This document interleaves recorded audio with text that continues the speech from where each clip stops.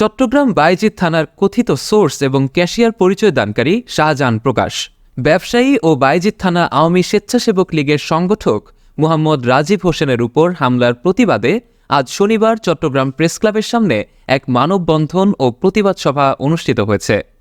উক্ত মানববন্ধনে প্রধান অতিথি ছিলেন চট্টগ্রাম মহানগর আওয়ামী স্বেচ্ছাসেবক লীগের সহসভাপতি অ্যাডভোকেট তসলিম উদ্দিন, কোতোয়ালী থানা শ্রমিক লীগের সভাপতি মুহাম্মদ হাসানের সভাপতিত্বে ও গোলাম মোস্তফার সঞ্চালনায় বিশেষ অতিথির বক্তব্য রাখেন চট্টগ্রাম মহানগর শ্রমিক লীগ নেতা বখতিয়ার উদ্দিন খান, মহিলা আওয়ামী লীগ নেত্রী কান্তা ইসলাম মিনুসহ রাজীব হোসেনের পরিবারবর্গ।